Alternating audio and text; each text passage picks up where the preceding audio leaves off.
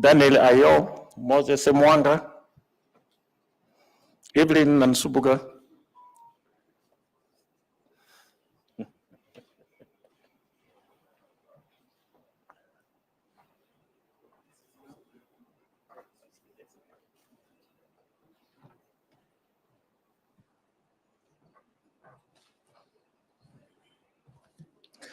So thank you very much, ladies and gentlemen. We are going to move into the session for malaria. My name is Dr. Adoke Yeka. Not Kabaka Yeka, it's Adoke Yeka. I'm a member of faculty at Makerere University School of Public Health. We are going to have a very interesting session on malaria. I think you have had previous sessions, but this is going to be more interesting.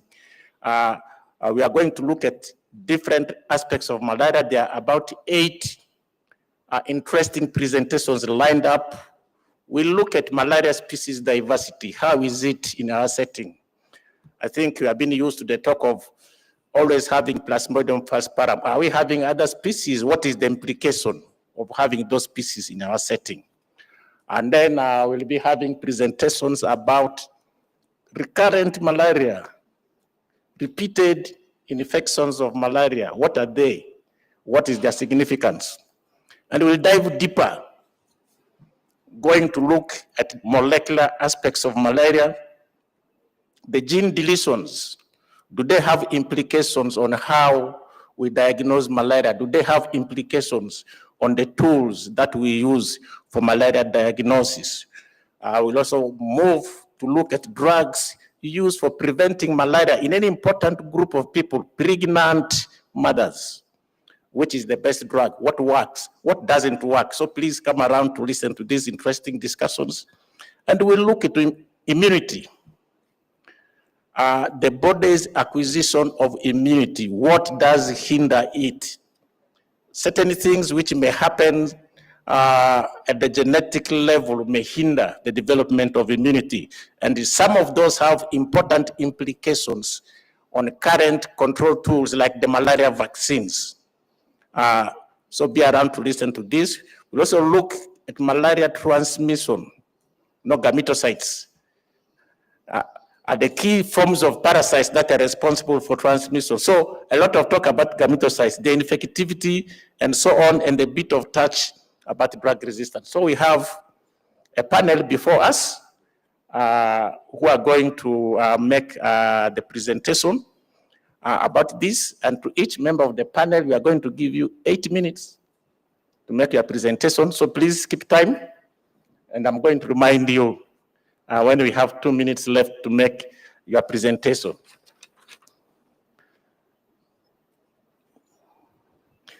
Innocent there?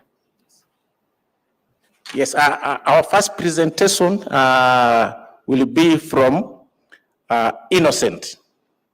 Innocent, the other name is a bit difficult to pronounce, but I hope I pronounce it properly. Innocent Wiringirimana. If I pronounce it badly, excuse me. So Innocent is a laboratory technologist and is a research scientist who has been working in Uganda for quite some time with the infectious diseases research collaboration. And a lot of his work is primarily oriented around malaria research, looking at genomics and looking at information on disease surveillance. He has done a lot of relevant research which links laboratory genomics and the public health outcomes. So ladies and gentlemen, let us welcome our first presenter, Innocent. Innocent, you're most welcome.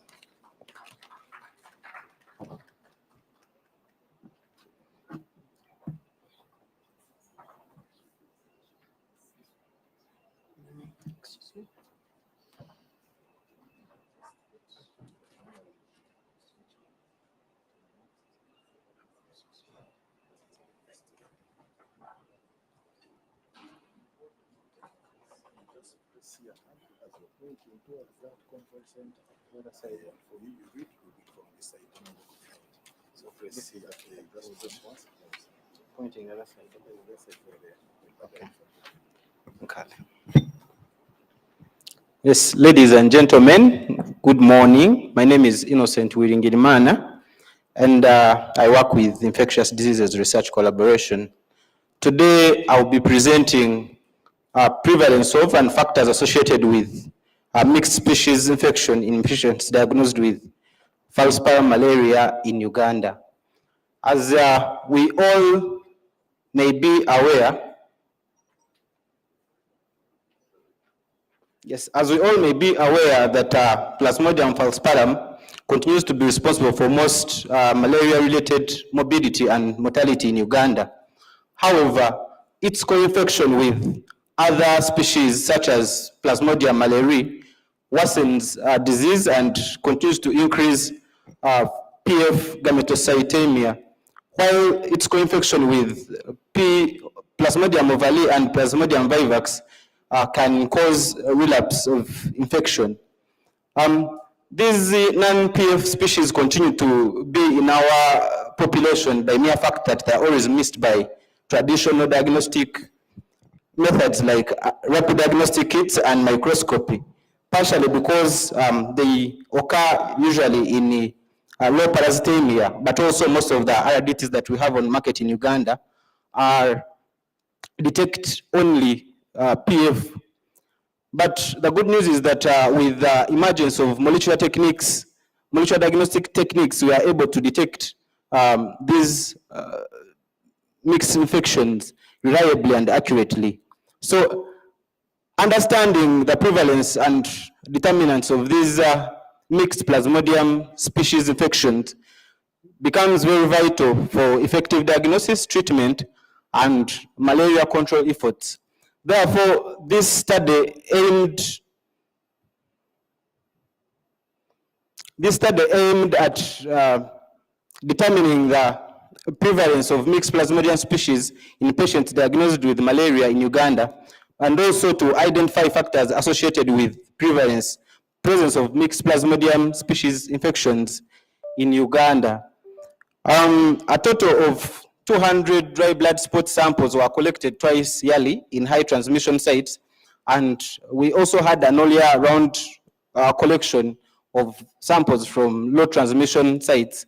And we did this in a way that we could select sites covering the entire country uniformly, as you can see on that map. The samples that were collected were transported to National Malaria Reference and Research Laboratory at CPHL, where DNA extraction was done, and samples that were positive for PF by various qPCR were sequenced using multiplex amplicon sequencing protocol called MAD4HATER. This was developed by one of our collaborators and validated here in Uganda by us. And we did identify non-falciparum species by, of course, identifying if there was amplification of any of the targets of PM, PV, Plasmodium norisii, and any of the two subspecies of Plasmodium ovale. A total of 5,213 samples were sequenced, and overall we had a prevalence of mixed Plasmodium species infection as 7.6%, which accounted for a total of 396 samples out of the 5,213 that were sequenced. To note, the most prevalent mixed infection was PFPM, accounting for 4.1% of the samples that were sequenced, followed by PFPO. There was a very low prevalence of PFPV, which only accounted for only 2 samples of the total samples that were sequenced. And when we go to the individual sites, we noted that the prevalence of mixed Plasmodium species infection ranged from 1.7% to 22.3%. But to note is that the median prevalence was at 7.3%, and our interquartile range was 4.4 to 11.1, which points out the fact that these mixed Plasmodium species infections are not occurring uniformly in different sites. We have sites where they are highly prevalent, and other sites they are relatively low or no mixed species infections. We also noted that there was an association between complexity of infection of PF with mixed species infection, where after adjusting for some of the possible co-founders such as parasitemia and age, we had an adjusted prevalence ratio of 2.26, particularly for those samples that were showing a COI of 2 to 5 of PF. And even when we tried to consider the group that had a higher COI of greater than 5, we saw that the APR was increasing further to 4.79, which shows a stronger relationship. We also noted a strong positive correlation between site-level microscopic parasite prevalence, which was assessed by a cross-sectional community survey, and this was also, there was a positive correlation between it and mixed species infection with a Spearman correlation coefficient of 0.69. Yeah, this was indeed stronger with PFPM than PFPO. So what are our conclusions? We conclude that mixed Plasmodium species infections show relatively higher prevalence in some regions of Uganda. And to note is that PFPM co-infection show highest prevalence of all these, followed by PFPO. And this is key or mostly seen in high transmission settings. Mixed species infections are positively associated with the transmission intensity and complexity of infection of Plasmodium falciparum. The limitation that we had in this study was that low transmission sites had fewer samples that were collected because of the lower burden of malaria in this area, and very few participants could meet the recruitment criteria. And of course, this ended up exaggerating the prevalence that we are noting in these sites in case a few samples showed mixed infections. The study implications are that, of course, we shall need a cross-sectional survey to determine the prevalence of both mixed and pure non-PF infections if we are to establish the overall burden of non-Plasmodium falciparum species in Uganda, since this study only focused on mixed infections. We also see that since the COI is associated with mixed infections, then its monitoring will be very vital for us to predict the possible areas at risk of mixed infections. And after that, it is also important to have targeted control measures in high mixed infection regions if we are to reduce both PF and mixed species infections. And so, like we had earlier seen, also enhanced species-specific treatment guidelines will be very important since we know that these infections can complicate drug efficacy, also put the patient at risk of infection severity and relapses. And in conclusion, I will acknowledge infectious disease research collaboration, Bill and Melinda Gates Foundation for sponsoring the IMAS-U study under which this project was done, the University of California, San Francisco, our collaborators, and the National Malaria Reference and Research Laboratory at the Central Public Health Laboratories of the Republic of Uganda, the lab where this work was done from. Thank you so much for listening.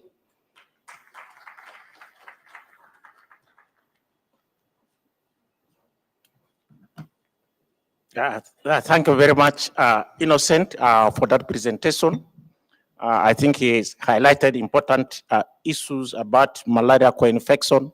Now we know we do have a lot of mixed infections, up to 7.6%, and they do have public health implications.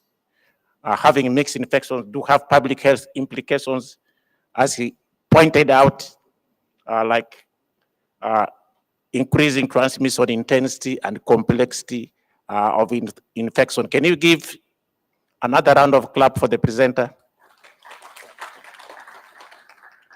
Now we are moving to our second presentation.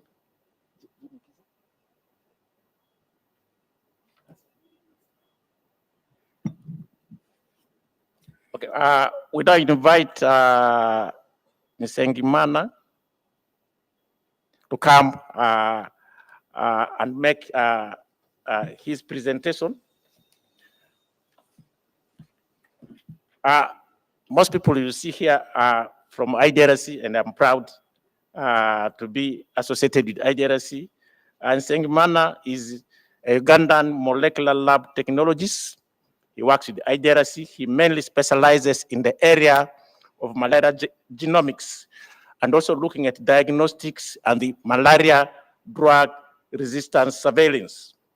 His work bridges mainly advanced molecular laboratory techniques together with the public health relevant research.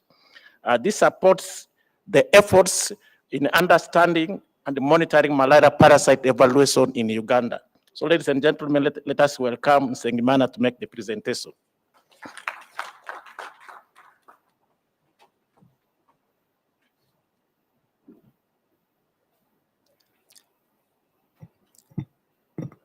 Thank you, Dr. Eka, for the good introduction. Ladies and gentlemen, good morning. My name is Bienvenu Sengiman, and I work with Infectious Disease Research Collaboration. And today I just want to give a talk on the findings of our study that is entitled Screening for Plasmodium falciparum, HRP2 and HRP3 gene deletions in Uganda using a highly multiplex deep sequencing assay called MAD4ATA. To just give a brief background and rationale of our study, the deletions in the histidine-rich protein 2 and 3 cause false negative HRP2-based RDT results in the Plasmodium falciparum infected individuals, which usually leads to misdiagnosis and also improper treatment. And as we all know, is that these rapid diagnostic tests remain the Uganda's primary malaria diagnostic tool because of their ease of use and also affordability. But we have usually a problem where the antigen that we usually test in these RDTs, sometimes the parasites are not able to express them because of deletions in the HRP2 or HRP3 genes, which usually express those histidine-rich protein 2 and 3, which is usually the biomarker that we test in the RDTs. And these deletions have actually emerged with high prevalences in the Horn of Africa and now spreading with high to other parts across the continent, just like you can see on the map on our far right. WHO recommends switching to non-HRP2/3 based RDTs once these deletions actually exceed 5%. And our study was set to estimate yearly prevalence and characterize the geographical spread of these deletions in Uganda.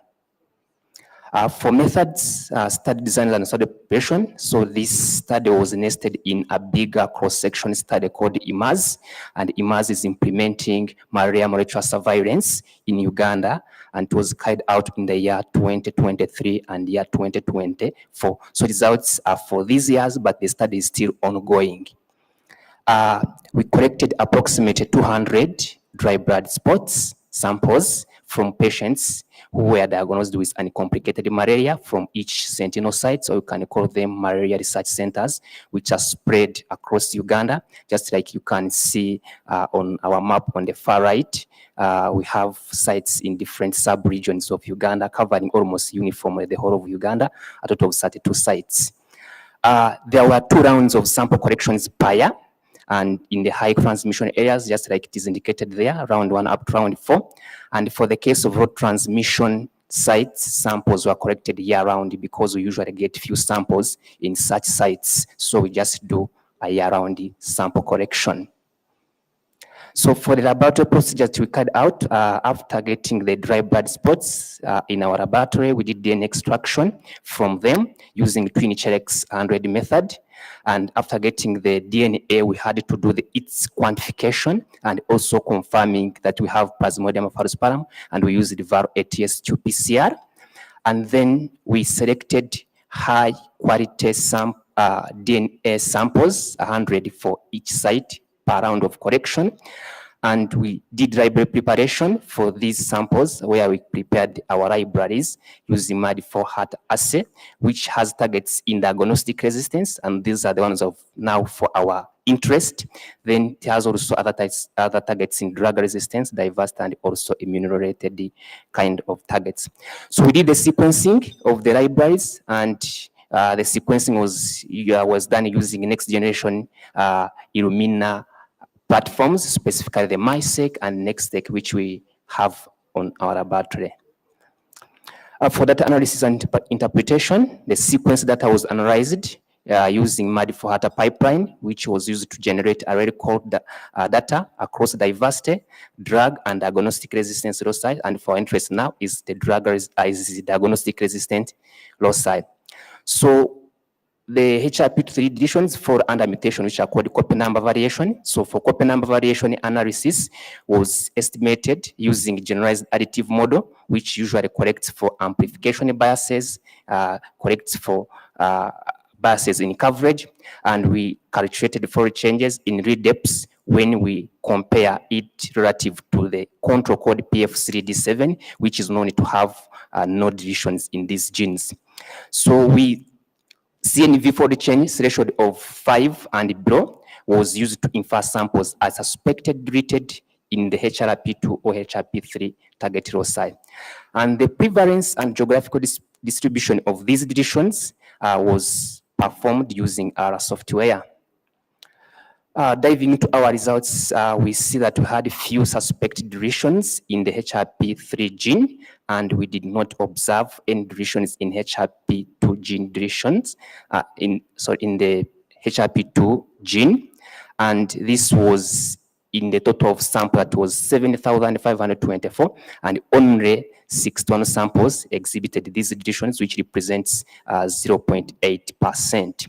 So just those pie charts below tries to give us a picture that is in the year 2023 and the year 2024, and we see the picture is almost the same, with this low prevalence of HRP3 deletions of just approximately 0.8%.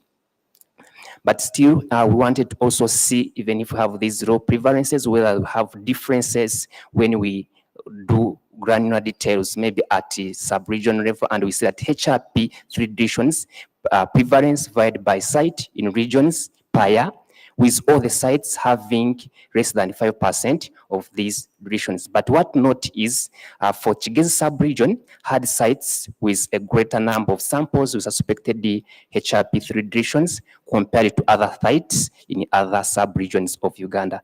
So our study is in 10 out of 15 sub-regions, just as you can see in the map there. In conclusion and the study implications, we have a good news maybe for Ugandan setting, that these HRP2 and HRP3 deletions remain very rare in Uganda, hence a very limited threat to the usefulness of HRP2-based RDTs currently. And we want to note that Kigezi sub-region, which is a low malaria transmission area, had highest proportion of samples with suspected HRP3 deletions. And the possible explanation for this is because when the transmission tends to go low, we usually have low complexity of infection. In other words, we usually have either just very few parasites few types of parasites within a single infection. So we can easily pick out such kind of deletions. So for that reason, we can easily have elevated deletions when you are screening for them. So for the implications of our findings, we see that the findings of this study highlight that the HRP2 and 3 deletions do not pose a threat to the usefulness of HRP2-based RDTs in Uganda, which is good news. And cases of false negatives, like I mentioned, these deletions usually cause false negatives. We always need to investigate them, and want to highlight that when we are finding the reasons, usually they will not be due to deletions. So we need to find other reasons why we are having false negatives in case they appear. For the limitations, we see our results were interpreted with strict cutoffs, which could have caused to miss some deletions, especially in mixed or polyclonal infections, especially if the HRP2 and 3 gene deletions were in minor array in the sample, was a minor array in the sample. For recommendation, we recommend that continuous surveillance for these HRP3 gene deletions to continue in our setting, given that we saw some presence of few HRP3 deletions, especially in the southwestern part of Uganda. I'd like to acknowledge the team of Imazu indicated there in the picture and all the collaborating institutions, as you can see there in their logos, the developers and implementers of MADI4 at ASE, the study participants, and also the audience. Thank you so much for listening.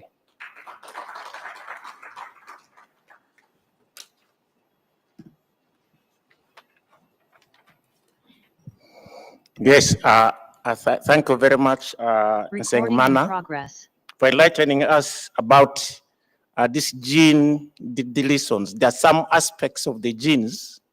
If they are not there, it makes our diagnostic devices not work. The RDTs we use for testing malaria. So at least we are relieved. The prevalence is just around 1%. But some other studies have shown higher prevalence, 2 to 3%, but we are still below 5% prevalence. So we can still trust results we get from our RDTs. So not to have false negatives when you actually have the disease. Thank you for giving us that assurance. But it's important that we continue with the surveillance. So ladies and gentlemen, let's once more give a big round of clap for Nsengimana for that presentation. Our next presentation is from an eminent scientist, Dr. Abel Kakuru. Dr. Abel Kakuru is one of the leaders, the directors for IDRC sites. The site in Tororo is the one leading that research center. And he has done a number of studies on HIV, number of studies on a prevention of malaria among pregnant mothers using either sulfadoxine, pyrimethamine, or diatomycin piperaquine. And is coming to enlighten us more to see, are the drugs which we are using to prevent malaria, are they working? Because there's concern that Fancida, there's a lot of resistance to Fancida, it may not work. Does it still prevent malaria among pregnant mothers? So Dr. Abel Kakuru, you are welcome to give us the insights.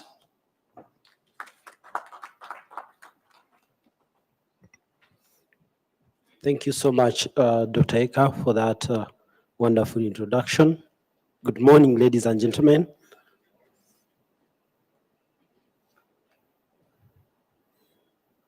So I'm going to present results of a double-blind randomized control trial that we conducted in Busia, Uganda.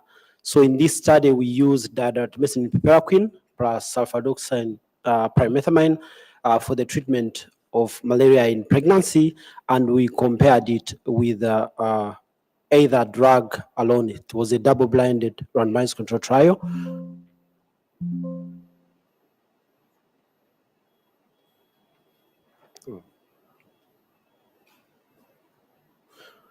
So a little bit of the background. The World Health Organization recommends intermittent preventive treatment of malaria in pregnancy with sulfadoxine pyrimethamine. Intermittent preventive treatment is you give a curative dose even when the person is not sick, because you want to prevent the infection or the disease. And this should be started early in the second trimester, not in the first trimester, because SP is known to be neurotoxic, so you don't want to give it in the first trimester.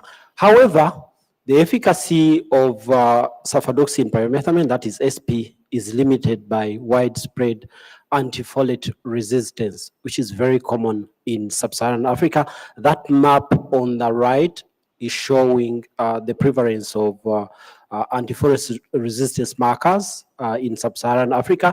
The first one is showing DHPS 540E, which is a proxy marker of quintuple. There are 5 genes that were first studied, and if you have those 5 genes, SP cannot be used for treatment. So the prevalence, the first map shows the prevalence of 540E, which is a proxy marker of those 5 genes. And you can see that Uganda falls in the red zone, which is 70 to near circulation percent, that is 100%. Then the second map on the right shows the prevalence of a 581G.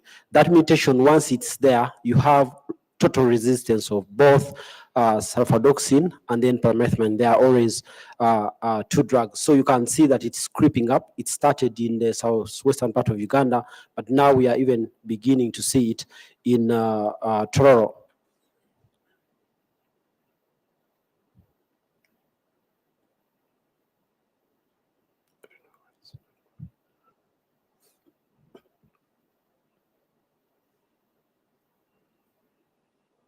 Sorry, no, it's not moving. So because of this resistance, we started looking for alternative drugs to replace SP for IPTP. And the dihydroartemisinin piperacin, it's a highly efficacious ACT and has a long post-treatment prophylactic effect because of the piperacin component of the drug. It's a very good, promising alternative. And in recent trials, we conducted the meta-analysis of recent trials conducted especially in East Africa. Toro and Busia contributed about 2, and then some conducted in Kenya by our collaborators from KEMRI. We showed that DP was associated with better malaria outcomes. It clears parasites, it prevents symptomatic infection. However, despite the wonderful malaria benefits, DP does not improve adverse birth outcomes. It doesn't improve birth outcomes. And the main reason why the WHO recommends IPTP is to prevent birth outcomes, especially to improve birth weight. And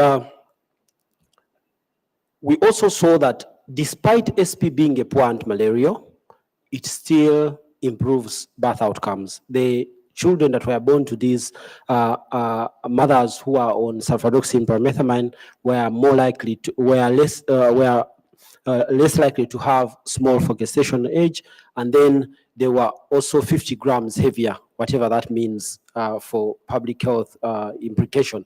So these data suggest that SP may have additional non-malaria benefits compared to DP, which is a very good antimalarial, but doesn't improve birth outcomes. So we went ahead. Sorry. So we went ahead and tested the hypothesis that combining these 2 drugs, one which is a very good antimalarial and one which has non-malaria benefits, despite being a poor antimalarial, we could improve birth outcomes, because there are adverse birth outcomes related to malaria, and then there are those related to non-malaria causes. So we thought combining both drugs, DP plus SP, could be better than either drug alone. So to test this hypothesis, we conducted a double-blinded randomized control trial of IPTP with dihydroartemisinin piperacin plus sulfadoxine combination versus either drug alone in Ugandan pregnant women. The primary objective of the study was to compare the risk of adverse birth outcomes between the 3 IPTP arms, and the second objective was to compare malaria outcomes between the IPTP arms. So the study was conducted in Busia district, Eastern Uganda, an area of high malaria transmission intensity. Pregnant women without HIV were enrolled at 12 to 20 weeks of gestation as determined by ultrasound, and were randomized to monthly IPTP with SP, DP, or DP plus SP. We initiated study drugs at 16 or 20 weeks, depending on the gestation age that the pregnant woman was enrolled. Then we saw these women every month, that's about 28 days. And during these routine visits, we would administer them drugs, and then we collected blood for detection of malaria by microscopy and qPCR, and then we did a CBC at 20, 30, 28 and 36 weeks of gestation to monitor for adverse events. We encourage these women to deliver in the hospital so that we are able to measure birth outcomes. Our primary outcome was a composite adverse birth outcome, defined as either having a spontaneous abortion, a stillbirth, preterm delivery, small for gestational age, low birth weight, or neonatal death. Low birth weight is when you're born with less than 2.5 kilograms or 2,500 grams. Secondary outcomes included malaria outcomes, which is the incidence of symptomatic malaria, prevalence of parastemia during routine visits, and placental malaria at delivery. So the results. So we screened 3,063 pregnant women, and 306 were excluded. We enrolled 2,757 women who are randomized, and they were randomized to equal numbers to the three treatment arms. Many of them were followed to delivery. Our follow-up would end just 4 weeks after delivery because we wanted to see also the neonatal outcomes. So those are the baseline characteristics. You can see that they were well balanced. The mean age in years was about 24 years. They are relatively young women, especially in upcountry settings. Majority were enrolled at 12 to 16 weeks, which is very early in pregnancy because that doesn't normally happen in routine care settings where women typically wait to hear the baby kicking and then they come to the clinics to attend antenatal. About a quarter of them were prim gravid. We would have loved to have many, but they were just about a quarter. And at baseline, about 37% of them had malaria detected by microscopy. And then when we used qPCR, it increased to about 70%. The prevalence of the mark of resistance, which I talked about, was about 99%, which was nearly reaching saturation. So these are malaria-related outcomes, DP versus SP. DP was very good at preventing malaria outcomes. It nearly eliminated symptomatic malaria, reduced courage of microscopic parastemia, and then improved anemia, and then also improved the risk of placental malaria compared to SP. So these are selected malaria-related outcomes stratified by gravidity. Here we want to show you that actually the prime gravid women are the ones who are getting more malaria compared to mild gravid, as expected. So the burden of malaria is much higher in prime gravid compared to mild gravid, and the relative reductions of DP compared to SP were much greater in the prim gravid than mild gravid. So that is the risk of a composite adverse birth outcomes comparing SP with DP. You can see that actually SP was doing better than DP, and it was statistically significant. DP was associated with a 17% increase in the risk of a composite adverse birth outcome.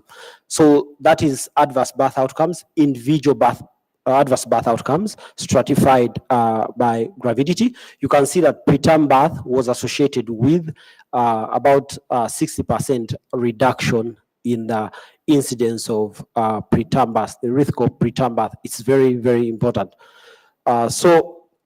And then when we looked at the other composite adverse birth outcome, the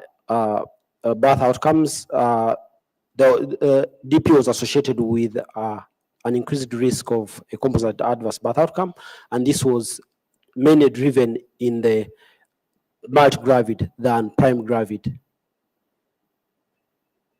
So that is comparing DP DP plus SP versus SP or versus either drug alone, you can see that DP plus SP was associated with an increased risk of a composite adverse birth outcome, but the difference was not statistically significant. We expected some reduction, but there was no reduction.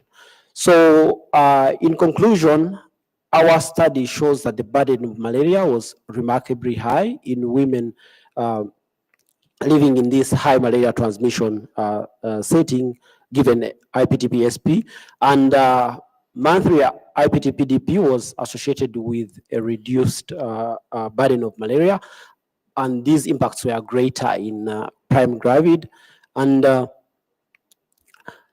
IPTP-DP with SP versus DP on adverse outcomes also differed by gravidity. DP was associated with the risk of a lower preterm birth, although this was not only in prime gravid, it was high overall, because if you look at interaction term, it was not statistically significant. But in multigravid, DP plus SP was associated with a high risk of small for gestation age and low birth weight. So combining DP with SP did not improve malaria outcomes, and we think this could be because maybe DP has an adverse effect on fetal growth.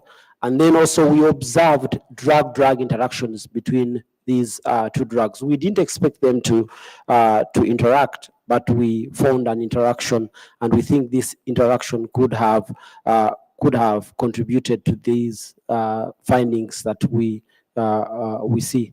So caution should be taken when generalizing our results, because they were conducted in a very high transmission setting. So we need to conduct it in moderate transmission and lower transmission settings.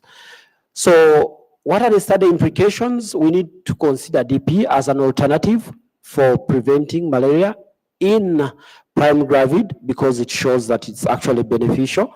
And then DP plus SP should not be combined for IPTP, as this combination did not improve malaria or birth outcomes. We would like to acknowledge the following. Thank you so much for being a wonderful audience.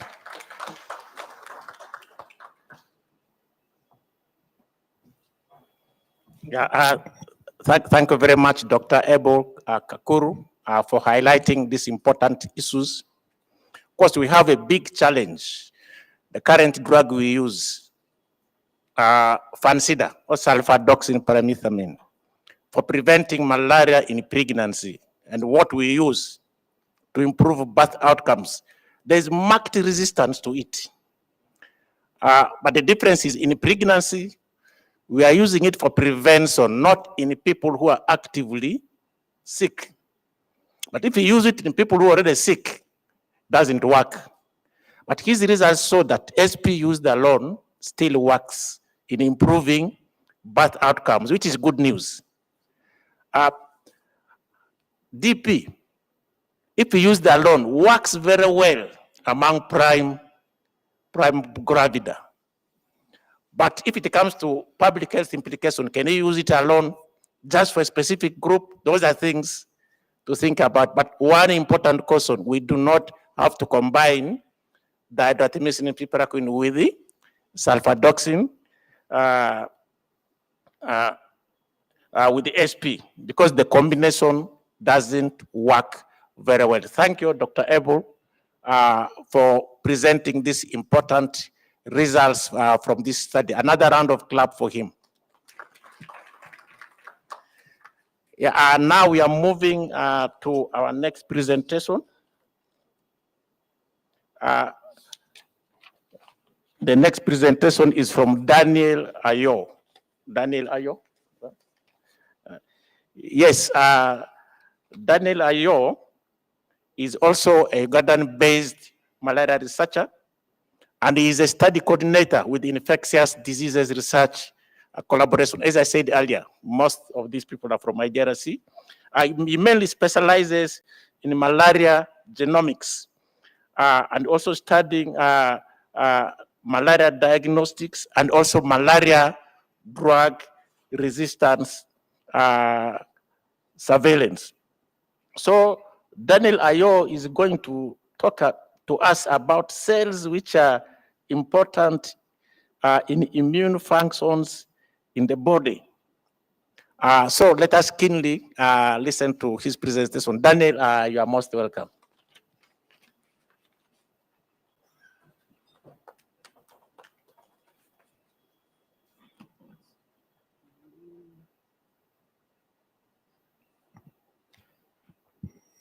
Thank you very much, Dr. Yeka. Good morning, ladies and gentlemen. My name is Daniel Ayo. Today I'm going to share with you some results from a study that we are doing in Kalongo about gametocyte production and infectivity among Ugandan uncomplicated malaria patients infected with Plasmodium falciparum parasites with reduced sensitivity to artemisinin. Yeah, just to give you a background, Plasmodium falciparum with reduced sensitivity to artemisinin recently emerged in Africa. This is associated with mutations in CLEH13 gene. And in Uganda, the common mutations that has been discovered or identified, C469Y and A675V, in addition to C469F. And then there has been a discussion to block the transmission, a case for use of primaquine to reduce the spread of mutant infections.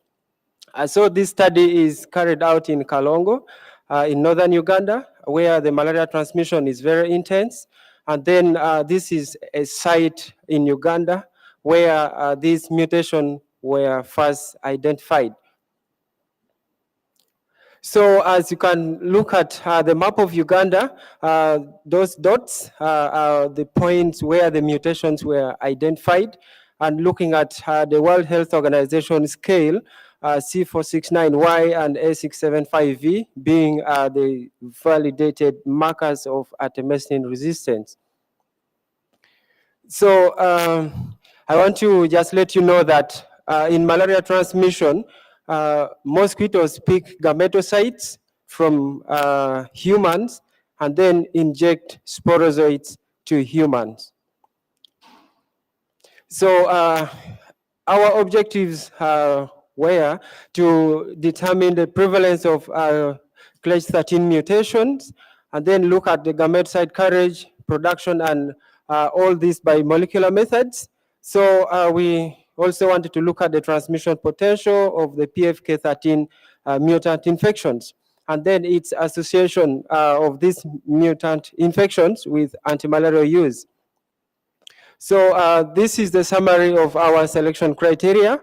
We do a single time point study in uncomplicated malaria patients, 2 years older, no danger signs. And then we also deal with EDTA blood, where we quantify gametocytes and do separation of ring stage parasites.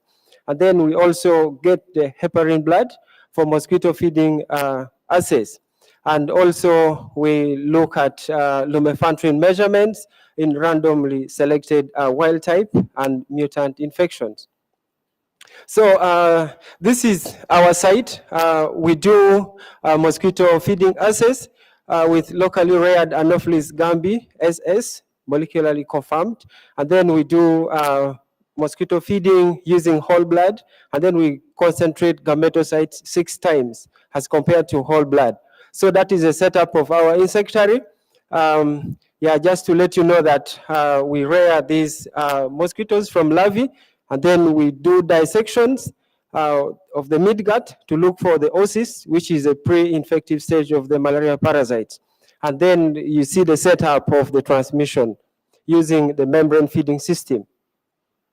So from the samples that we collected, we want to show you that the PFK13 mutations is highly prevalent at low densities. And so in this case, we enrolled 235 patients with uncomplicated malaria. Then we did the sequencing of the propeller domain of the CLEH13 gene. And so from this, our study shows that 66% of our participants had wild-type parasites by sequencing, and then only 6% were pure mutant. So in this case, the C469Y or A675V. So 28% by sequencing were wild-type parasites, and then the mutant. And also to note that after sequencing, we found that 83% of this population had multiclonal infections, as you can see from the graph on my right. So we wanted to improve the sensitivity to detect this mutation. We developed the digital droplet PCR, which is very sensitive, using the in vitro samples, and then we applied it to this population. So from this, we found that 34% of the samples which were wild type, the 34% only were wild type, as compared to 66% by sequencing. And also we note that 6% remained pure mutant, and then the mixed population were 60%, as you can see from the graph on my right. So on the y-axis, I have the proportion of the mutant parasites by droplet PCR, and then we focus only on C469Y and A675V. So on the x-axis, I have the mutation group. I have the pure wild type, which is at 66%, and then the mixed population of the mutation in the middle, and then the pure mutant on the right. So the colors are coded by the genotypes. Yeah. So when we did gametocyte production and carriage, we found that the gametocyte production is slightly higher in the pure mutant as compared to the wild type, and we grouped them in different percentages. So we have the percentage of the mutant parasites on the x-axis, and then the gametocyte densities on the y-axis.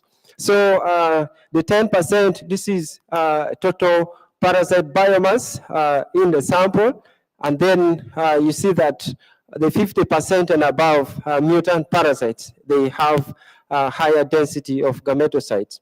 And so this was done by looking at mature gametocytes, considering the male and the female gametocyte transcripts, and all this by digital droplet PCR. So I want to take you to the most informative part of this study, where we looked at gametocyte carriage and mosquito infectivity.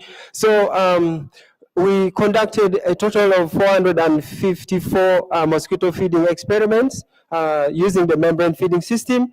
So we dissected the mosquitoes 7 to 9 days post-membrane feeding for oocyst development in the midgut. From this, using the whole blood samples, 9.7% of the experiments with whole blood resulted into at least one mosquito getting infected, and then 1.4% in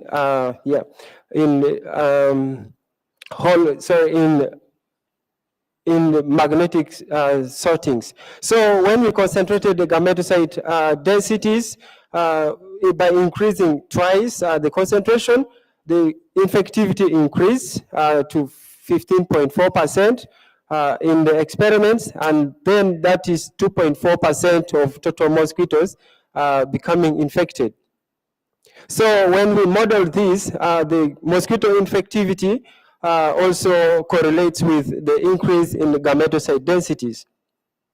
So after adjusting for gametocyte density, mosquito infection rates were not different between the wild type and then the mutant infections.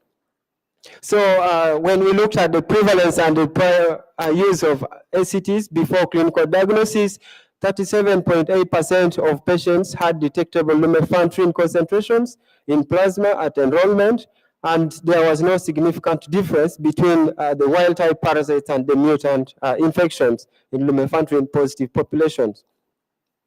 So to conclude, the K13 mutations are common and mostly C469Y and A675V.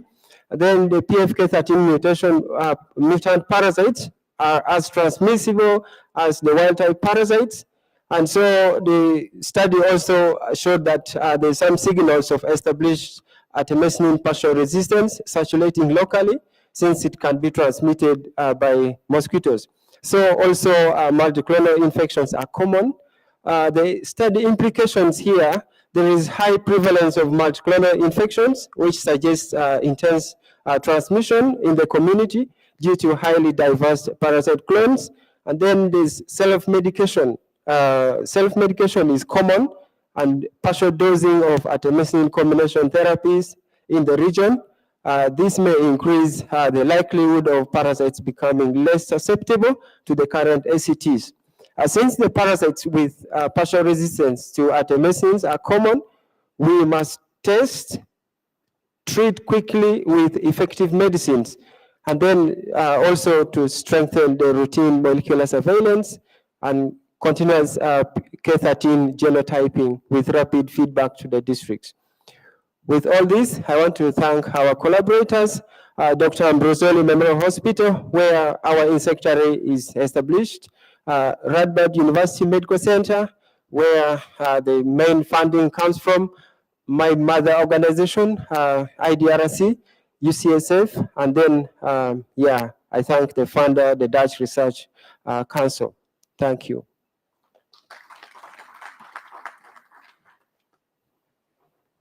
Yes, thank you very much, Daniel Ayo, for giving us this important information.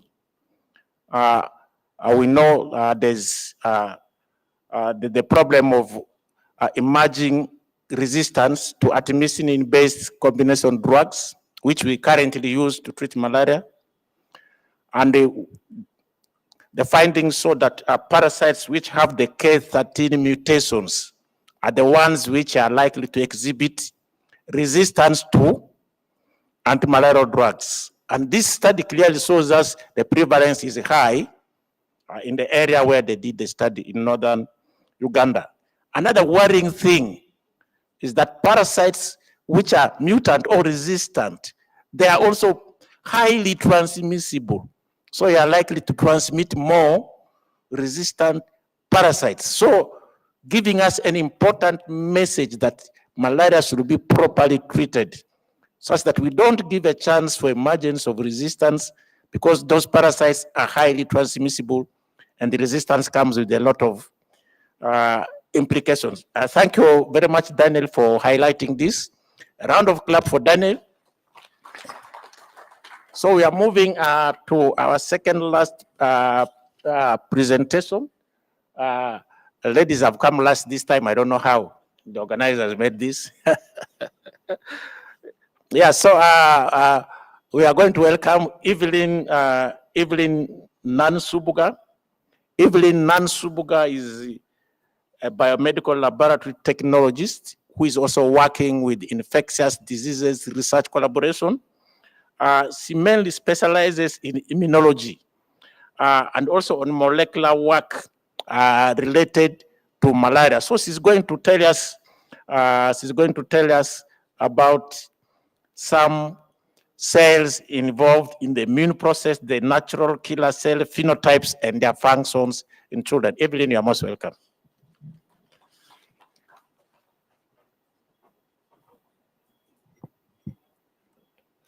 Good morning, everyone. I'm Evelyn Nansubuga, and I'm affiliated with IDRC. As my past presenters have presented in genomics, molecular work, bioinformatics surveillance, I'll be talking about an interesting topic, mainly in immunology. This is the host immune response. So we do know a lot of cells involved in promoting immunity. We know T cells, B cells, many innate cells, and I'll be mainly describing and talking in detail about natural killer cells. Natural killer cells, these are innate lymphoid cells, and they have been mainly studied in viral infections such as HIV, cancers, and I'm mainly talking about them in malaria. So my presentation is on the characterization of natural killer cell phenotypes and function in children with symptomatic and asymptomatic Plasmodium falciparum infection in a high transmission setting. So the background of my study as to why I chose these NK cells, a study done by our group in IDRC at Tolab discovered a certain subset of cells. These are CD56 negative NK cells. NK cells present in various forms. They have CD56 and 16 expression. So there is a variety of cells that do not have CD56 expression, and they are the adaptive NK cells. These NK cells have been, these CD56 NK cells have been studied to have high parasite clearance and decreased odds of symptomatic infection. And in this study, some areas were unexplored, such as studying longitudinally, understanding, studying the same child over a long period of time, pairing the infections, symptomatic and asymptomatic, in the same child, and also studying the cytokine stimulation effects upon leading to cytokine production. So the study objective is first to understand the NK cell phenotypes, the counts in the same child, and also to understand the cytokine, the production of cytokines upon cytokine stimulation. So the methods for my study, for this study, we selected samples in the musical cohort. Musical, it was a surveillance study that was done in 2021, leading to 2023, where children were selected to study uncomplicated malaria over a long period of time.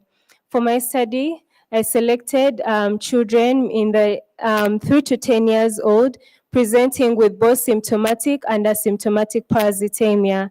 Samples that are available for baseline, these were 14 days before the infection. Then day 0 is the onset of infection when the child presented with the infection. And day 14, 14 days after the infection. For this, PBMC samples were collected. PBMC stands for peripheral blood mononuclear cells, and onto which assays were performed, such as cytokine assay and phenotype assay.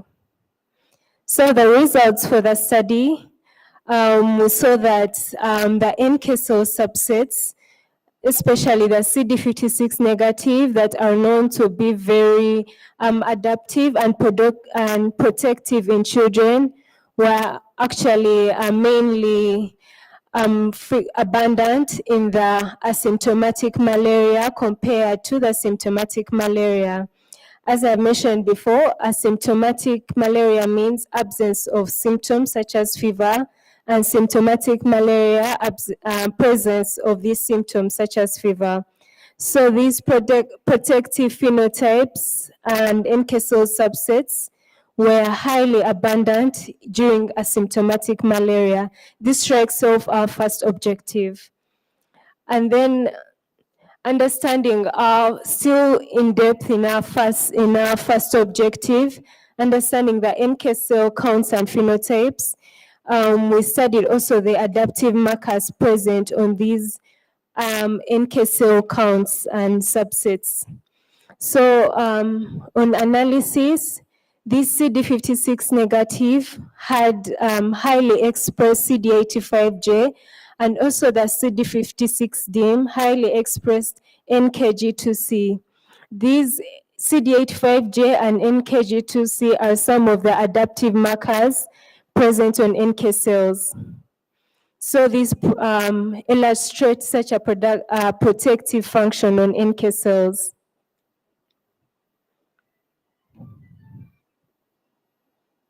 And then something about KIA markers. KIA markers are also, these are markers on NK cells, mainly adaptive NK cells. KIA stands for killer cell immunoglobulin receptor markers. KIAs can present in forms such as inhibitory and also activatory. And there's also a rare subset that has heterogeneous, both inhibitory and activatory. So those with inhibitory present with the L and activatory present with the S. So while analyzing these cells, we realized that these adaptive NK cells actually had the heterogeneous markers which present with both the inhibitory and activatory. This is the KRTL2, L3, and S2. As you can see, they are both inhibitory and activatory markers. So these were present on the adaptive NK cells, mainly the DIM and then the NEG. As we can see, the brights, there is low expression of these KIA markers. This is because they are known as the naive NK cells, but shall see their function in the next slides. So I'm going to the next objective, studying the cytokine production upon cytokine stimulation. In NK cells, as I have mentioned before, there are three subsets. So in the first objective, I was mainly talking about the DIM and then the NEGs. This is because these are the protective and the adaptive. But then the brights are known as the naive. But they are naive, but then they also produce cytokines. These cytokines that we studied are interferon gamma, TN alpha, and IL-10.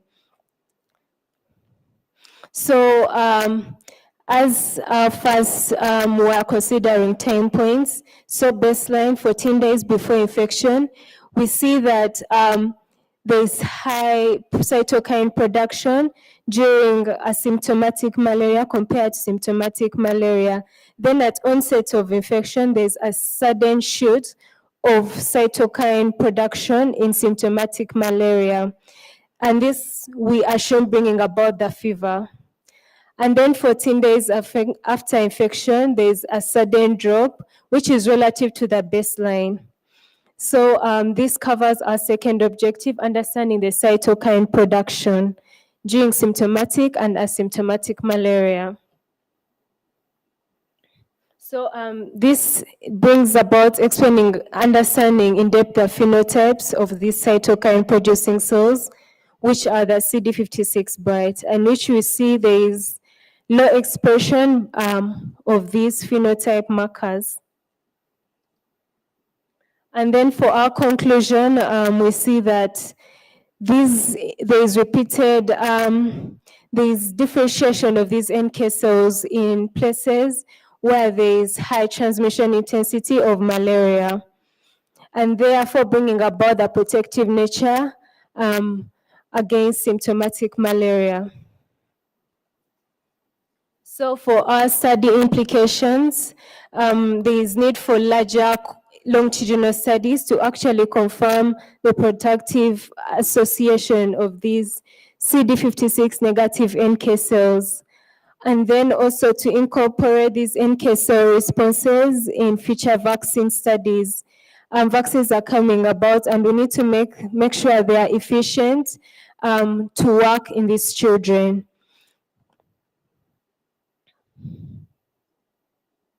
So I would like to thank the team from Stanford Medicine, Malaria University, and IDRC for their work in putting this work together. Thank you.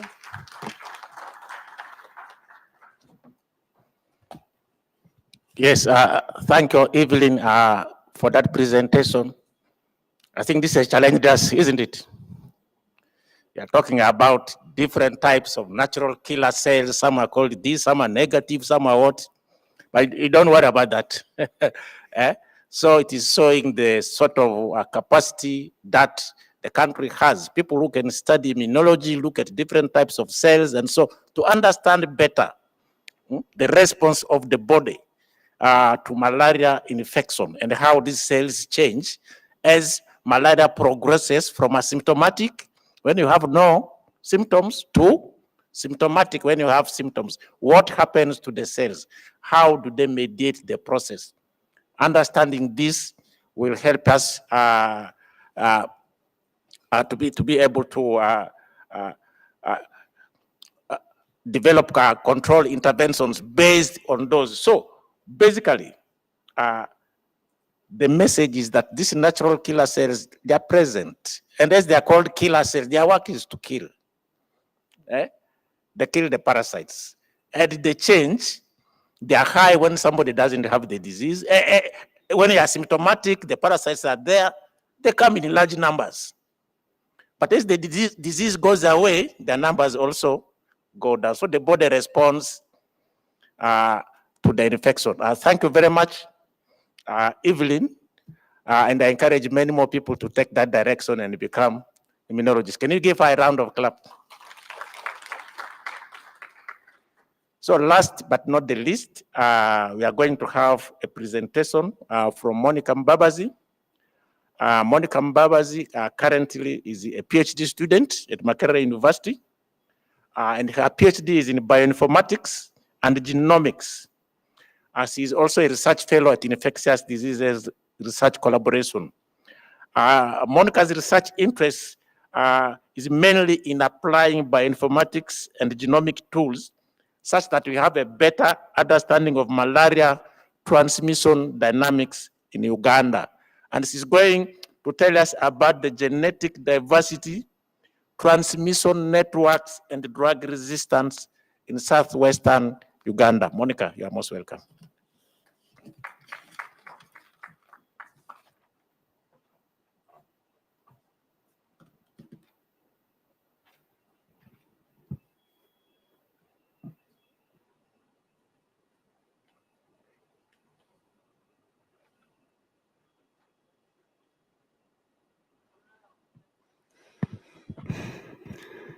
Good afternoon, everyone.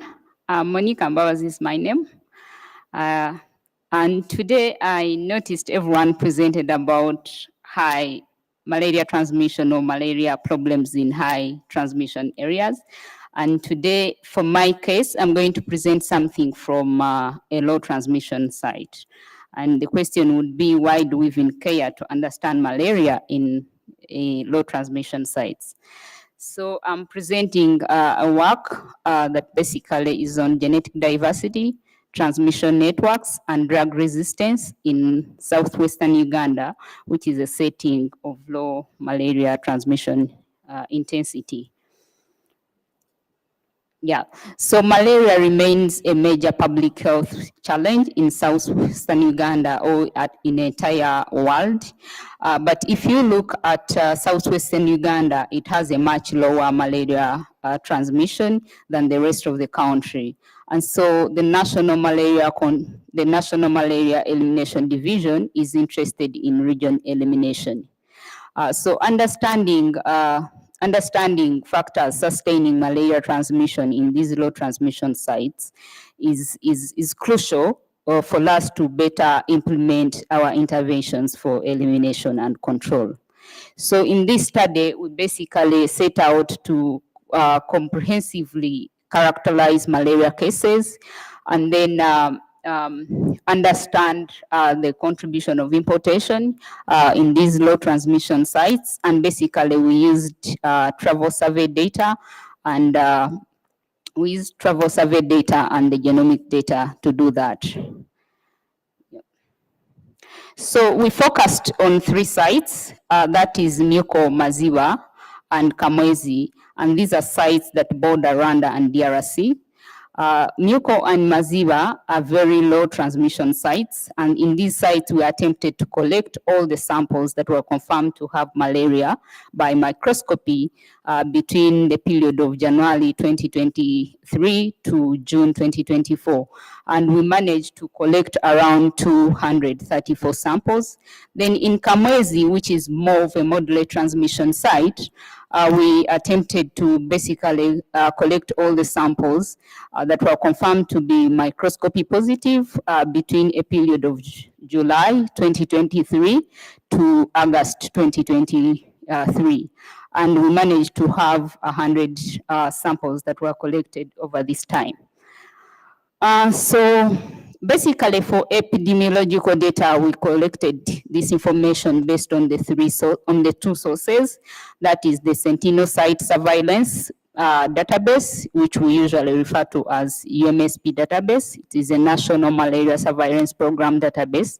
And then we also administered a travel survey data that captured information on the travel status and where these individuals were traveling to and the reasons of travel. And so for the genomic data, these samples, the DBS were collected from these individuals that were confirmed to have microscopy positive, and then they were transported at CPHL for processing and sequencing, where we used the Mad Hatter that most of my colleagues have talked about, which is sort of like a protocol for genotyping and sequencing malaria. And so we did the bioinformatics analysis, but basically we focused on different markers, the diversity markers and drug resistance markers. And then we did the bioinformatics analysis, and then we also analyzed this data using the Mad Hatter protocol that has been developed by our collaborators at UCSF and then optimized here in Uganda. And so for the genomics, we looked at different matrices. We looked at the diversity matrices, and one of them was the complexity of infection, what we refer to as the COI. And in this, you're basically looking at different distinct parasites that an individual carries. And then we looked at the effective COI, which is basically an adjusted measure for the complexity of infection. And so we looked at relatedness, wanted to see how related these parasites are. And we used a matrix called identity by descent, which basically looks at how individuals are related by the shared ancestor, not by maybe by just a bias that anyone relate to the other. And so we did drug resistance profiling because we wanted to also see what drug profiles or resistance profiles that these individuals are carrying or these parasites have from the southwestern Uganda. We also did something that was a bit interesting. We did a transmission network analysis, and this, what makes it novel is that it can identify who infected who, so you could tell the directionality of infection. And so what did we find? Basically, the low transmission sites, very low transmission sites, that is Myuko and Maziba, we found out that most of the cases in these sites are older and more male compared to those from the moderate transmission site, and also found that malaria cases in these sites were more likely to have reported travel in the last 30 days. And the main reason of travel from these areas was actually work or trade related as compared to Kamwezi, which is a moderate site where most individuals, the main reason of travel was visiting relatives. And so we were also interested in cross-border travel. And so because most of these sites are the border of Rwanda and DRC, we thought actually we would have more people reporting cross-border travel. But this was rare, though it was reported in Kamwezi, where we had around 1.5% of individuals reporting cross-border travel. So because we saw much travel being reported in the low transmission sites, wanted to know where these individuals were traveling to. And then we, if you look at the map on the right side, that is where actually the final destination of where these individuals were traveling to. So you could easily see that most individuals were traveling even far east or far north, the parts of Uganda, whereby the malaria transmission in these sites is very high. So we'd expect that probably these people also would be bringing in different strains. So we dived into the genomic data. I wanted to see whether actually genomic data is telling us or is communicating the same with the EP data. And so we found that ideally you would expect higher COI or higher diversity to be associated with the high transmission intensity. But this was different. In our case, we observed higher transmission, higher diversity or higher COI and complexity infection and effective COI in sites of low malaria transmission as compared to the moderate transmission site. And these findings would actually be, would be consistent with the travel level that we are seeing in the low transmission sites, because we are seeing much travel in these very low transmission sites. And so we wanted to see the level of relatedness and the transmission networks. So if you see those plots, they are colored by the travel history. So whether someone traveled outside the district, or whether someone traveled within the district, or whether there is no travel. So anything blue indicates that individuals traveled outside the district. So Myuka and Maziba, you would see that most cases are actually linked to travel outside the district, as compared to Kamwezi, where most individuals show no travel, because the plot is more of pink. And then you can see much of the clustering in Kamwezi as compared to Maziba, which indicates that most parasites within Kamwezi are actually highly related. And so we also wanted to know the resistance profiles in these sites. And so we are seeing most of the mutation, the K13, we did we looked at different resistance profiles, but mainly I'm presenting something on mutations associated with artemisinin partial resistance. So you could easily see that in these sites, we have those mutations that are prevalent in most of the sites. But what is more interesting is that we are seeing high prevalence of 561H and 441L in Kamwezi. And some of these mutations have been reported in Rwanda, which shows that there is actually inflow of these mutations into the country. So wanted to see this clustering that we are seeing in Kamwezi, do we have some mutations that are linked to them? So you can easily see that that large cluster within Kamwezi, it literally carries mutations that are, associated with artemisinin resistance, that is 441L. And so what do we conclude? We are seeing that epidemiological data and the genomic evidence really tell us that imported malaria drives most of the infections in the very low transmission sites, and then frequent travel to high transmission districts, mainly for work, is the risk factor. And high genetic diversity was observed in the low transmission sites compared to Kamwezi, which is more of a nodal transmission sites.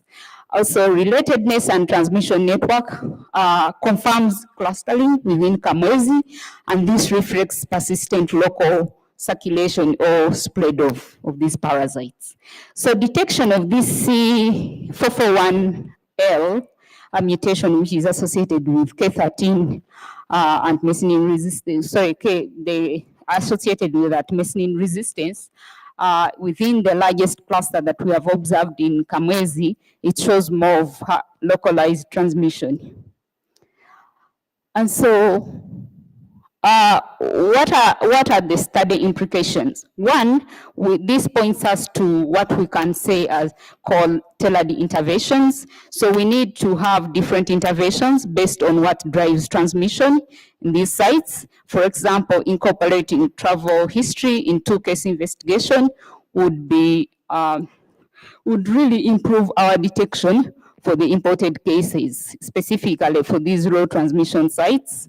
And also we need to think of targeted outreach, basically to mobile populations or mobile working populations, where we can focus on maybe return testing. If someone is moving from these highly transmission sites back to their homes, we could do more of the testing, but also we need to think of post-travel treatment guidance. And also, since we are seeing more of localized transmission within these moderate transmission sites, we can think of sustained community level control and vector surveillance to disrupt these local transmissions in these low transmission sites or the moderate transmission sites. But also we need to think of integrating genomic data into malaria surveillance across connected districts and borders. That might be also a way of tracking the imported infections, but also maintain molecular resistance monitoring, where we could track the emerging of these drug resistance markers. Yeah, so I take this opportunity to thank all the people that have contributed to this work. mainly the study participants that consented to be part of this, the entire IDRC team, our mentors and supervisors, and then collaborators, without forgetting the funders that have supported this work. Thank you.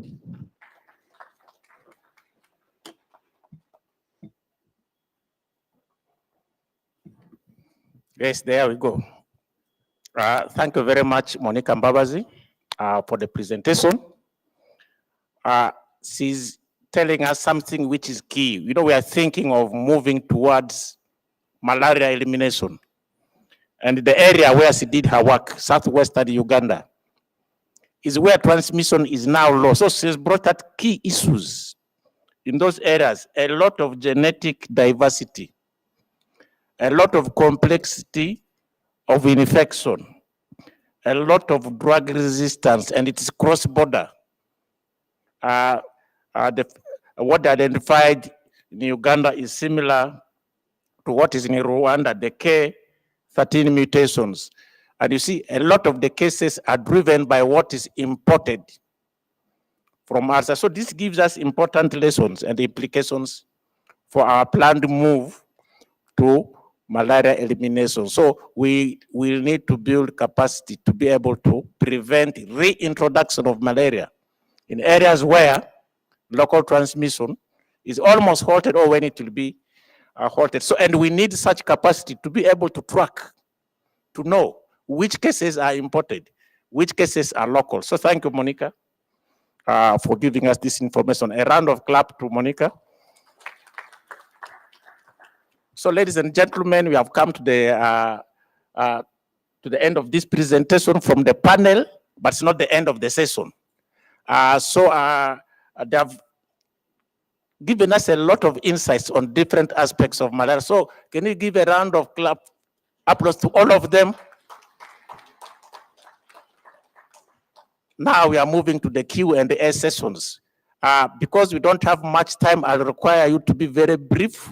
You mention your name, ask the question, very brief question, and you clearly state whom you are directing the question to. So we'll take around 5 to 10 questions before the panelists can answer. Any question? Yes, somebody with the microphone.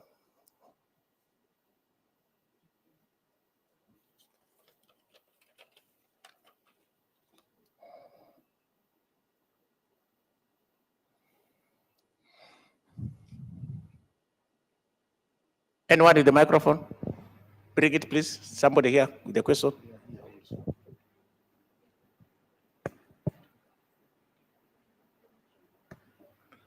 Right in the front here.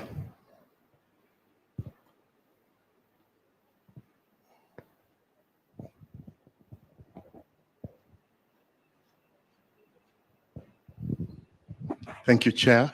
Short comment and 2 short questions.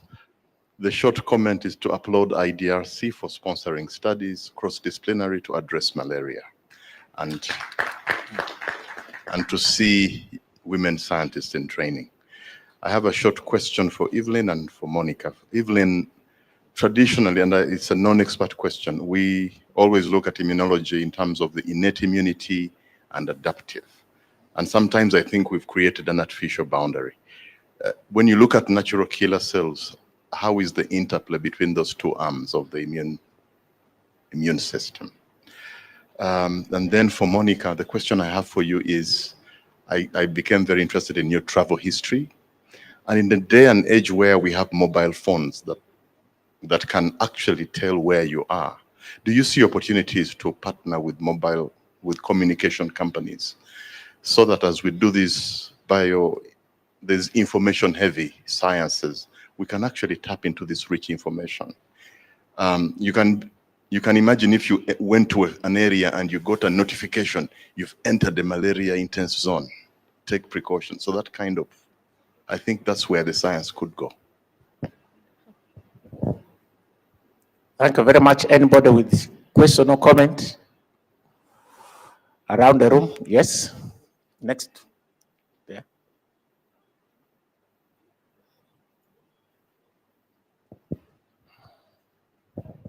Yes, thank you very much. Dr. Lubite Alan, I'm a senior medical officer from Namtumba District Local Government. I have only 2 questions. One to Dr. Kakuro. You gave a very good presentation, just like the rest of your colleagues, about when you reach to the point of using your participants. You said you explored the non-HIV positive women, but later on, out of the selected number, you used an exclusion criteria for those you had cited. But I wanted to know which exclusion criteria you used at the time. After your sample, why did you exclude the other from the final total? Yes. Then my other question is to either question or comment, but to the last presenter, that is Dambaba's Monica. When you look at the low endemic areas in southwestern Uganda, we assume that in terms of malaria, these individuals are vulnerable because in one way or the other, they don't have the long-term immunity because of the less exposure to malaria. So when we have individuals moving into high endemic regions within the country and then going back with malaria in such areas, we are still seeing a low, let me say, turnout of malaria still, despite the malaria cases. Can you summarize quick? So my analysis, maybe for future research studies, or if you manage to explore, now the transporter, which is the mosquito now, in these low endemic areas, in high endemic areas, have you seen any studies that portray a difference in the ability to transmit in high endemic and then low endemic in such kind of populations? Thank you. Thank you. Some questions down. Take that.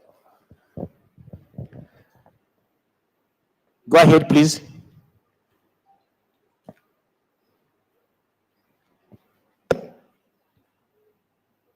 No. Thank you very much, the presenters. To the first presenter, you showed us that there is high prevalence of mixed falciparum, Plasmodium falciparum and malaria, and then falciparum and ovale. And yet, we tend to have RDTs that detect only one, and I think most people are initiated on that basis. What would be your recommendations for therapy in given the findings? Then for the second presenter, the deletions which you talk about HRP2, which does not confer problems with diagnosis in RDT, especially for falciparum. Now, when we use a single RDTs for falciparum, we might use it with confidence, but we have mixed, as shown by the first presenter, mixed infections. And that could be causing why someone comes, they are told they don't have malaria, but they continue to have the symptoms, so which means we need more clinical evidence. Now, what is the implication for us having these antigens, ovale, malaria, and all that to support diagnosis, given that we now know there are mixed infections, and some of these people die in private hospitals because they don't go ahead and dissect, but treat infections if there is no malaria. The third presenter, the patients, you talked about SP, the advantage of using SP, which is still good in Uganda, and probability of having adverse events in using the other arm. Now, what did you consider analysis of the patients who dropped off, especially after initiating both therapy, and what that could inform us of adverse events, or why they dropped off, or could it have caused some bias in your analysis if you didn't include it? The fourth presenter, okay, thank you. just one So that will more. be the last one. You give the Yes. opportunity to others. Maybe I go to the fifth one now. I jumped. Yes, I jumped the fourth and go to the fifth. These are very critical questions. You've told us about the clustering of resistance in the low prevalent region and then picking it from travels outside. What can we do about them not bringing that in the low prevalent region, there's also resistance in the clustering? What is the reverse effect we are going to do to make sure that we don't ensure that this resistance in low prevalence region continue to also travel with these same people going for trade into the high prevalence region? Thank you. Thank you very much. Yes, can you have Professor Noah? Yeah, thank you, Chair. Very interesting results. Two short questions. One to Mbavazi. What could be the role of chemoprophylaxis before travel in this country? And the next one is to Kakuru. Does this mean that malaria has stopped influencing outcomes among pregnant women? Oh. Thank you very much. Just behind you. I think that should be the last one. No, that one, then here last. Thank you, moderator and presenters at large. My name is Joshua from Fort Portal City, and I'm based lab. So in attempt of the nation or the Uganda to eliminate malaria, we should have better platforms for testing. Basing on that, I'm very much, and I was much triggered by the first and the second presenter. And she could have read my mind probably, because the first presenter had a proportion of mixed infection in PF and malaria, which are at times diagnosed in relation to what we are using national ways in which are supplied by NMS that are species or single species centered, that is PF, versus these deletions of histidine protein 1, rather 2 and 3, meaning that our end results, either laboratory ways we are doing misdiagnosis, which ends into mismanagement of patients. So, as a country, I know policies can be revised, they can be replaced, or even updated. What attempt has it or have we put in place to see this one addressed, such that we can have an attempt or we go towards the elimination of malaria? Thank you. Thank you very much. Can you have here and there last? And then we respond to this, because we are running out of time. Thank you so much, all the presenter. My name is Miriam from IRC Yumbe. I have a short question to Mbabazi. One, what factor have they contributed to the low malaria in their site? Then the second one, what lesson learned can be shared with us in some other region aiming for malaria elimination? Thank you so much. Thank you. I'd like to add my voice to my brother over there. IDRC, you're doing such a wonderful job in going into malaria science deeper, and I'm glad that you're presenting at both local and international fora. And also thank you for giving opportunity to young people, both young men and young women, to learn to present, because in the next couple of years, many of us in this room will be retired, and these are the trees of tomorrow. So thank you very much. My question goes to Ebo. We know that the cost of DP is, I don't know how many times more than that of SP. 1 tin of SP of 1,000 tablets is around maybe 10,000, 20,000 shillings. 1 dose of DP is 15,000 to 18,000, sometimes 20, depending on where you buy it from. What is the cost implication of scaling up your study across the country from one study site to the 142 districts? And is it attainable? Thank you very much. Yeah, thank you very much. In the interest of time, I will say that we'll stop with these questions. So what we'll do is we'll start from the extreme end, from Dr. Abel. Please pick the questions which are referred to you, and if you have any general comment, you make it at once. So we give you, and address them just in very few minutes, in less than 2 minutes, and we'll move up to the end here. Okay, Dr. Abel. Thank you so much. Thank you so much for those wonderful questions.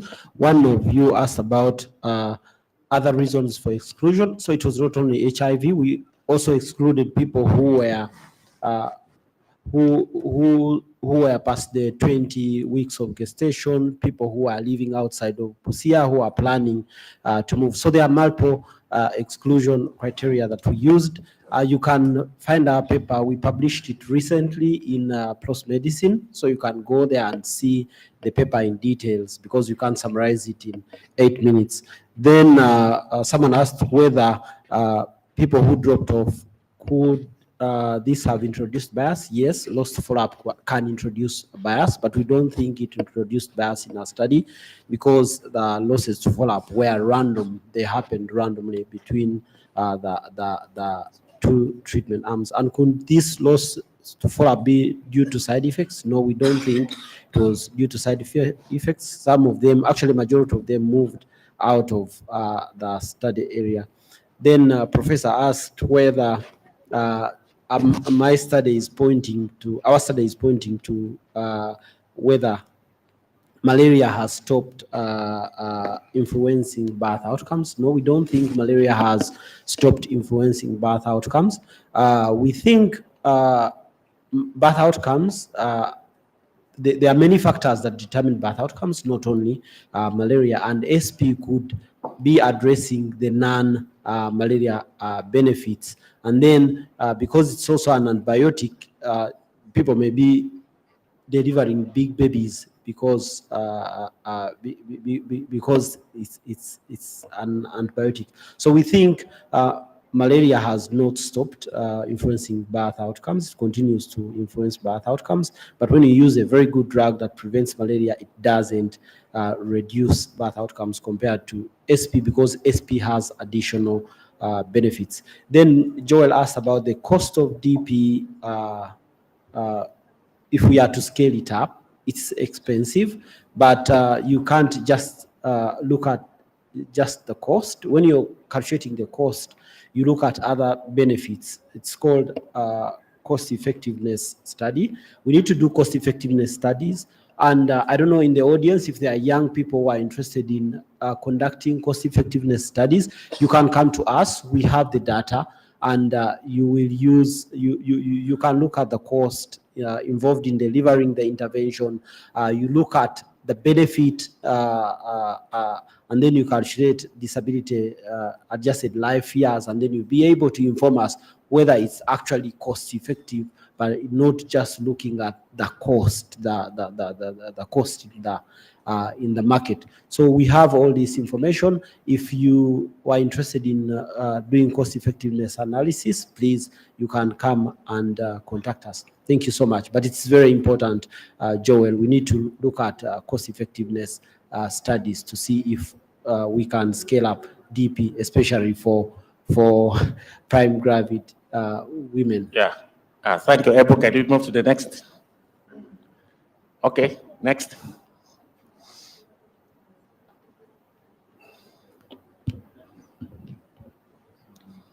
All right, thank you. I think I had some few concerns about the diagnosis of malaria. I think the first question was about the mixed infections, and then when it is combined with the HRP 3 deletions. So what I can just first to highlight is that when we are looking at HRP2 3 deletions, we are purely looking at Plasmodium falciparum infections, as these RDTs are very, very specific. Then when it comes to mixed infections, if you want to look at other infections, it means that we need to combine in the RDT some other antigens that are not looking at HRP2 and 3, because those ones are exclusively produced by only PF. That's why we have now RDTs, for example, which are called PF-PAN, where the HRP2, we add aldosterone or LDH so that you can see those other infections. Then there's a gentleman that also asked about what is being supplied by national medical stores, and if at all we are missing maybe some diagnosis and having improper management of malaria. I will just echo what I mentioned, is that these decisions are not yet really a threat to us when it comes to Ugandan setting, with that in our findings we found actually just less than 1% and only in HRP3 deletions, only HRP3. So HRP2 is still there, and that's actually the major antigen. Only that the HRP3 also cross-reacts with HRP2. So if we have HRP2 present, then this is not yet a worry, and our RDTs are still capable of detecting PF, and you should note that PF is the major species for us. Yes, we are seeing emerging mixed infections, but still over 90% of our infections are due to Plasmodium falciparum. Thank you. Okay, thank you very much. Monica? All those that have asked interesting questions. So the first was on whether I see myself or our team collaborating with the communication companies. And I think this is really an interesting concern. For example, imagine if we had like a platform, or we collaborated with say MTN or Airtel, and then if you move from southwestern Uganda where the malaria transmission is very low and probably you're heading to north, and then you just get these popping messages that please be conscious of malaria, do this, this, and this. I think that would be an interesting thing. Personally, I had not thought of it. I guess I'm still putting much focus on my PhD, but that would be something that I would consider after. Thank you for that. And the second was, I think someone asked about the ability to transmit, looking at high and the very low transmission sites. Of course, you would think that transmission intensity or the level of transmitting the parasite to an individual would be high in the low transmission sites, probably because of the low immunity, but also you need to ask yourself, why is it a low transmission site? There are other factors that are contributing to transmission, probably the ability of the mosquito to, in terms of climate and high altitude. Those also sort of like limit transmission. So I'm not sure whether there's a study that has looked at that, but we could, you can think about it. We can think about it, but I would expect still, due to the factors that are associated with the low transmission site, I would still say that transmission ability is low in the low transmission sites. And then there's a question from a professor asked about, was it about chemoprophylaxis was it before or after travel? But I would say with travel. So I think this is really an interesting thing. For example, since we are seeing that travel is driving transmission in the low transmission sites, if we have the ability to track who has traveled and where they have traveled to or where they have traveled from, then we could do either test and treat, or we just give them the medication before they travel. So I think that is a very good point to note. Sorry, I missed some questions from a lady. She was asking about factors that contribute. I didn't get that question very well. I don't know whether she can repeat that. Yeah. We are at a sort of time, so answer what you can. Then. I just missed her question. Maybe you can discuss after. Okay, thank you very much. I think after here, she can get in touch with you and you can continue your discussion over lunch. Evelyn? Thank you, Doctor, for the question. My question was on the interplay of innate and adaptive immunity. For my area of study, such as NK cells, we see they are not mainly innate cells, they are also stretched to adaptive cells because of their ability to differentiate with differences in exposure. So there's now, with more studies, we see there's a thin line between innate and adaptive immunity because of the ability to differentiate with time. Thank you. Yeah, thank you very much. And lastly, Thank you. Innocent, yeah. Thank you so much. I think I had two questions. And the first one was about the recommendations by mere fact that we are seeing a prevalence of mixed species infections in some regions of the country. And I think for those that are in a clinical setting, you are aware that in management of malaria, the artemisinin-based therapies that are used mainly target the erythrocyte stage infection.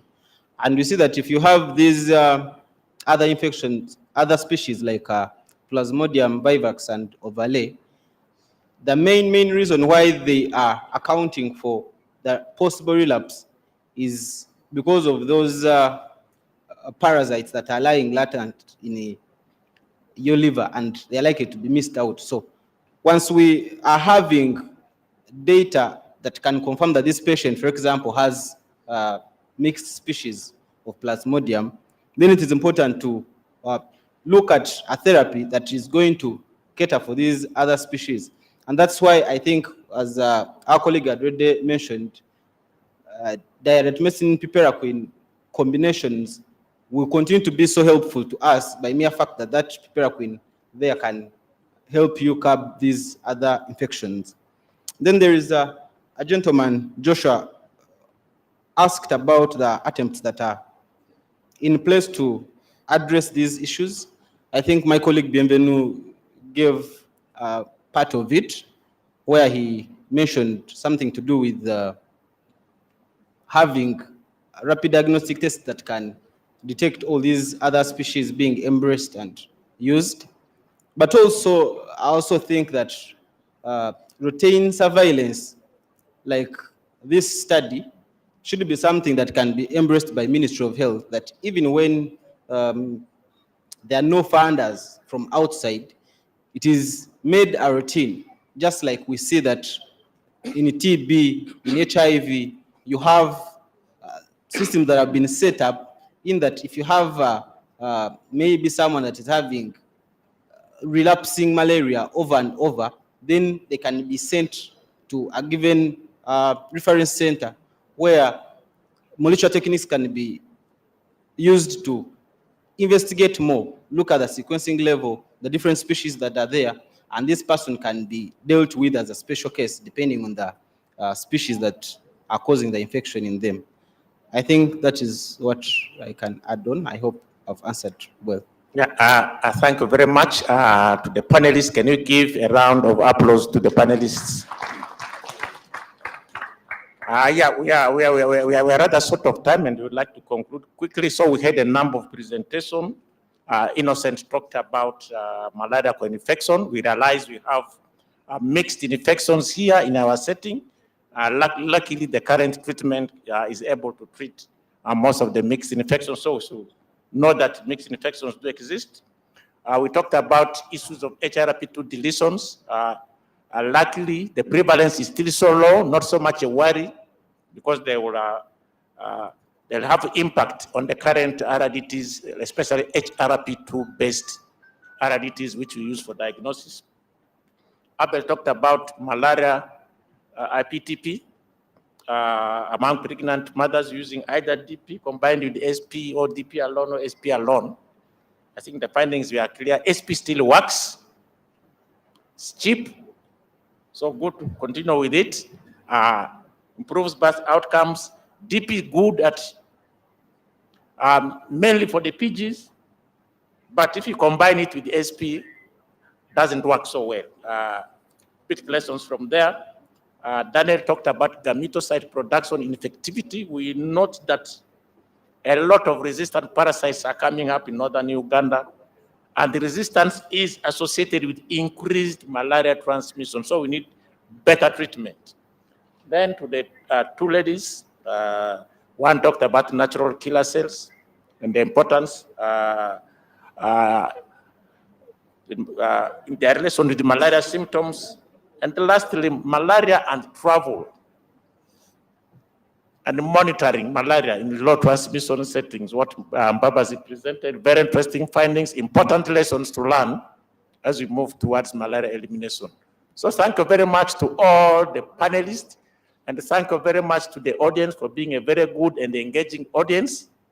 Apologies for going slightly over the time. We started a bit late, so I hope we have not over-delayed you a bit. So can we give a round of clap to all of us? Yeah, thank you very much. So we come to the end of our sessions. Enjoy your lunch. Okay, thank you. Can we appreciate our chair for taking us through the session? You can take a group photo with the presenters. In the meantime, colleagues, our lunch is ready. But as you go for lunch, also ensure to give feedback. You scan the code. We kindly request that we use maximally 45 minutes because we had tried to be on time for this morning, but we have now lost about 15 minutes.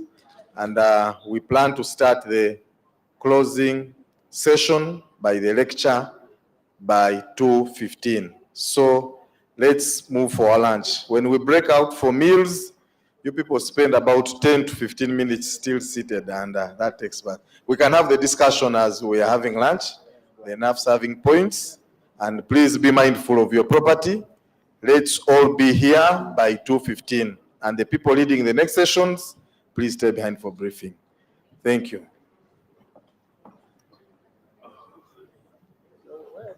Emma.